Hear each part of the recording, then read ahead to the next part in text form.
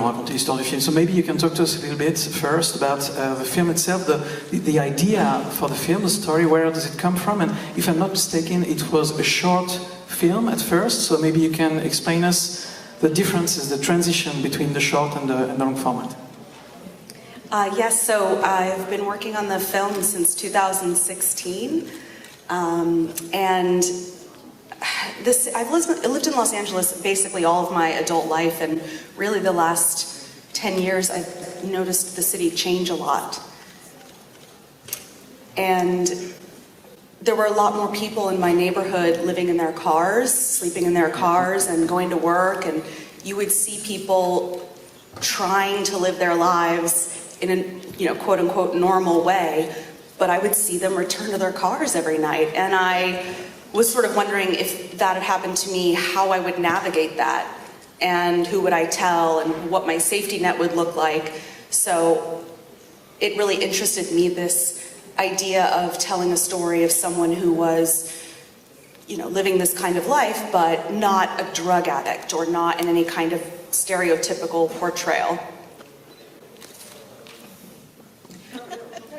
Okay, and then for the short, yes, so it was, so I started by just kind of writing ideas, so how would I make this work if this was my life, you kind of walk yourself through the logic of it. Okay, well, you would lie to everyone, you would shower at your gym, you would sort of, this is how you would navigate it, and then those became scenes. And I started writing, and I brought it to a writer's night in Los Angeles and started workshopping it. And out of that came the short, which we made in 2018, which was essentially the first 15 minutes of the film. And then from there, I just kept writing and expanded it into a feature. Anybody else want to add something about the genesis of the film? I mean, maybe Anthony, because I think you were in the short film as well. I was wondering when it occurred to you for Beth to have a daughter, also because you don't have a daughter, right? In the short, there was a daughter, but she was almost like a throwaway. And there was Stacy existed, Ben's wife, as a character in the short, and they don't think they even had any dialogue. And it was actually interesting, the actress who's wonderful, her name's Elizabeth Ho, who played Stacy in the short, the way she looked at the little girl who played my daughter really made me start thinking about, why don't Ben and Stacy have a child? So it's again very interesting, what an actor can bring. What these actors have brought is incredible, but what an actor can bring even with no dialogue at all. Maybe you can talk to us about Scrap being a film about resilience and about all these little ideas, these little tricks in a way that you can find here and there in order to maintain some kind of normality, at least in the eyes of the people around. So where did you find all those ideas?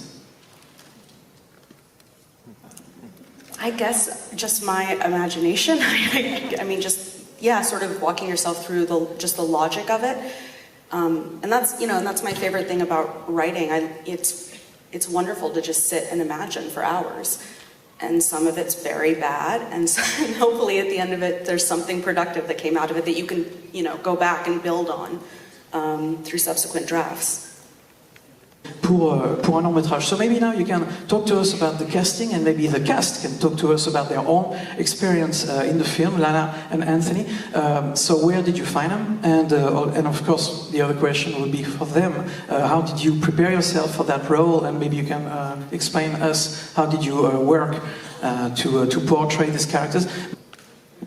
It was interesting because Anthony had done the short, and I already knew at that time it was going to be a feature. Like I was already writing more scenes than the short contains, and then I finished the feature with him in mind as Ben. So I feel like I was writing for his portrayal of Ben, which was really helpful for me and very fun. And then kind of knowing, and then luckily we sent him the script, and he liked the script for the feature and agreed to do it. And then from there it was sort of thinking about like who's the best Stacy for him, and who's the best Stacy for this triangle, because it needs to be right, and it needs to be someone who is intelligent and very strong, but also can be very soft. I think they have such an interesting marriage in the film, and Lana is an incredible actress. You want to talk about Joy? Sure. Hi. So when this movie came to the table for me, I read it and I was immediately touched by the simplicity and yet the complexities in the story of this family. And you know, I have relationships with women who have been in Stacy's shoes before, and I've seen the struggle, and it's a hard one for women who are doing this individually and partners, couples that have, you know, found themselves years and years after trying to create a family, and how hard that can be. And it's a subject that we don't talk about often, and there's a lot of shame that comes with it. You know, individuals think, is there something wrong with me? Is there something wrong with us? Is this not what, you know, the God or the world wants for us? And yet it's a deep desire for so many people. And I felt that when this came to me, it was like, oh my goodness, I understand this. And so it was almost like kismet. I was meant to tell Stacy's story. And then obviously I've been a fan of Anthony's for so long as well, over the years of watching him work. And I just love him as an actor. He's so beautiful and simple and so vulnerable and open and grounded and ready to play. And then meeting Vivian, like, I'm just so impressed with her as a woman, as a writer, as a director, as a producer, as an actress. And I thought, yes, I want to be a part of this team, a part of this family. And I've been talking, and I hope really that you can translate all that. But I will say, in case I don't get the opportunity again to speak, that coming from a big television world, which has been the majority of my career, the peace and the ambiance of this beautiful film was just so refreshing, and it was such a safe environment to allow my instrument, my artist, to just surrender and be so open and free. And so thank you all for that. And yeah. As an actor, it's really, when you have the gift of a character that has an inner life, that's just a gift, and that's what jumped always at me about Ben, that he has a million things going on. He doesn't always talk about it very well, but it's there, so I don't know, it's just a gift to be able to lean into that. So I didn't, in terms of preparing, it just was like opening up myself to what was there, that it didn't take a lot of like preparation per se. Lana was wonderful. Before we started, she reached out and asked if we could like have a meal together just to meet, because we'd never met before, and then we're going to be playing husband and wife. That was such a lovely gesture, and that was just a great way for us to have some kind of connection before we began, and then we like immediately connected. So, you know, that was very lucky also. And I do have siblings. I have a complicated relationship with my sister. It's a very different kind of complexity, but I think that, you know, sometimes I wish I could talk to my sister as openly as Ben, and that they're able to talk to each other, because sometimes I don't always have that with my sister, so I also tried to learn from Ben. Also, I want to ask a question to you about the car in the film. It's really like a character, right? I mean, it's a set, but it's also a character in itself. And okay, stop me if I'm wrong, but I'm pretty sure that shooting in a car is everything but easy. So maybe you can, maybe you can talk to us about that. Je lui ai demandé dans le film, évidemment, la voiture. Yeah, everybody, you know, all actors know like how hard it is when you're shooting a whole day inside a car. It's so hot, and the poor DP is like scrunched down under like a seat, and it's miserable. I mean, it's always miserable shooting in a car. But yeah, we had that car with the whole shoot because the movie was all out of order. We were using the car so much.